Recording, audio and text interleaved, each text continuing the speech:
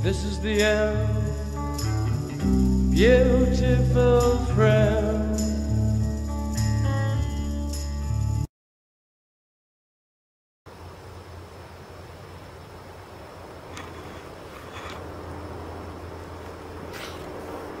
Day 4 of my 7-day bug out.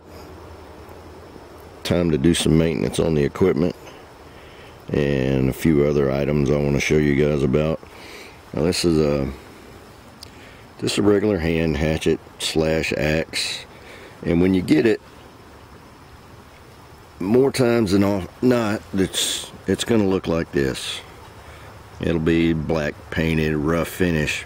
What you're looking for is this, and that's going to take some work to do some polishing. And you see what a $15–20 axe will get you. See the imperfections in the metal there? You're going to have to work on that, and you're going to have to start with a medium rasp or medium file and try to get those imperfections out, because what happens when your blade hits that wood, it's trying to cut, and then it runs into an asbestos brake pad with that rough finish, and it doesn't want to keep sliding on through there. So you got to maintain your equipment, keeping it sharp and things like that. And when you first get it, it's going to be really dull, and you're going to have to use that file on the edge. Just try to maintain it like you would the edge of a knife. And what I start out with is 60 grit, and then go to 120. And if you've got anybody that has some polishing wheel, things like that, a metal wire brush on a table grinder works great. But when you get out here and you got it nice and sharp, you want it to stay that way. So you got to maintain your equipment a little bit while you're out here. And what I've got going on here is a wooden wedge, because I don't believe in hammering. You know, a lot of people get in here and they'll baton their knife, and you know, I use my knife for everything: skinning and whittling down small stuff. So splitting wood to get a fire started, not my idea of a good time for my knife. So I'll make me a wooden wedge, and then I can pound on that with the back of my axe, and it works just fine.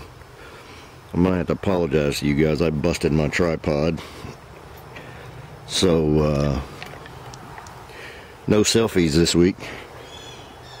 But what's about 60 grit sandpaper, no P60 from 3M.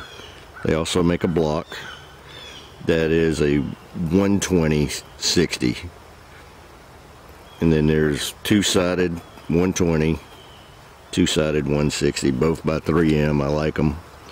That's my file. But as I was talking about splitting, I'll give you guys a little bit of camera angle. See my little fire I got going here. I had somebody write in and ask me about the gloves. I believe in gloves.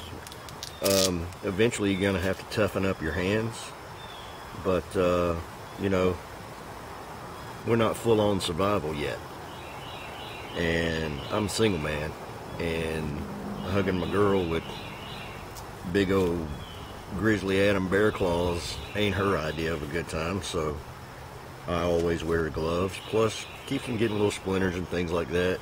You can put your hands down now somewhere that you might not ordinarily do. But like I said, you just take your knife, make you a wedge, or you may, when you're splitting wood, find out you got a natural wedge already made up. Just take that thing,